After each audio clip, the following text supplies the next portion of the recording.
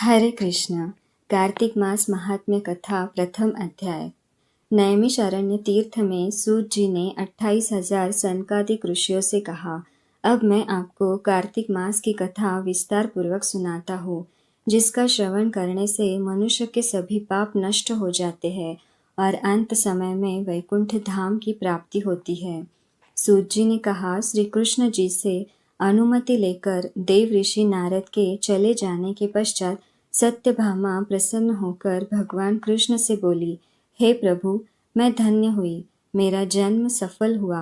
मुझ जैसी त्रैलोक्य सुंदरी के जन्मदाता भी धन्य है, जो आपकी 16,000 स्त्रियों के बीच में आपकी परम प्यारी पत्नी बनी।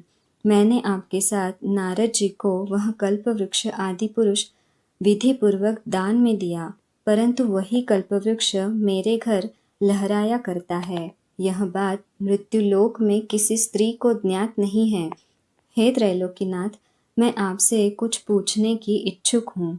आप मुझे कृपया कार्तिक महात्म्य की कथा विस्तार पूर्वक सुनाइए, जिसको सुनकर मेरा हित हो और जिसके करने से कल्प पर्यंत भी आप मुझसे विमुख न हो।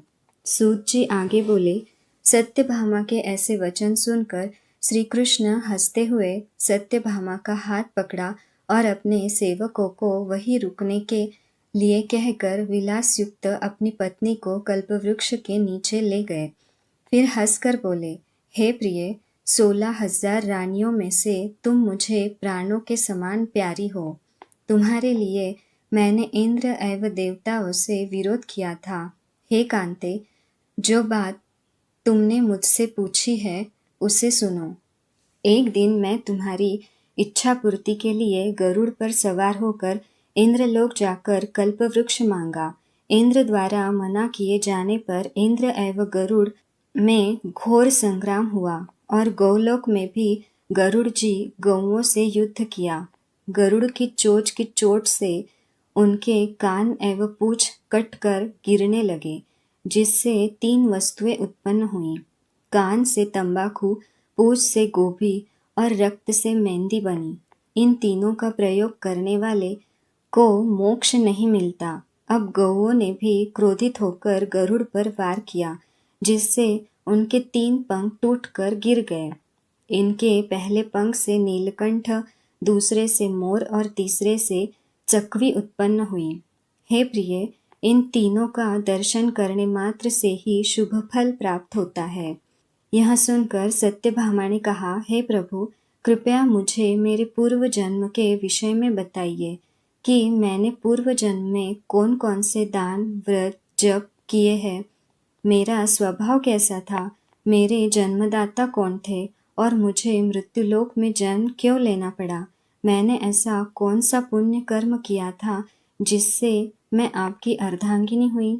श्री कृष्ण ने कहा, हे प्रिय, अब मैं तुम्हारे द्वारा पूर्व जन्म के किए गए पुण्य कर्मों को विस्तार पूर्वक कहता हूँ, उसे सुनो।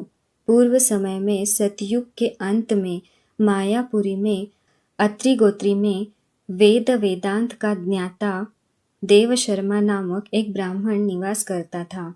वह प्रतिदिन अतिथियों की सेवा, हवन और सूर्य भगवान की पूजा किया करता था।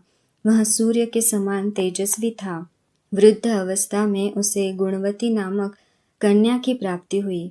उस पुत्रहीन ब्राह्मण ने अपनी कन्या का विवाह अपने ही चंद्र नामक शिष्य के साथ कर दिया।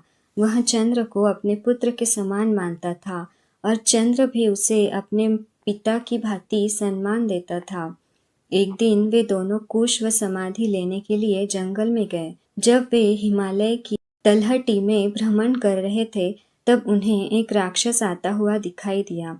उस राक्षस को देखकर भय के कारण उनके अंग शिथिल हो गए और वे वहां से भागने में भी असमर्थ हो गए। तब उस काल के समान राक्षस ने उन दोनों को मार डाला।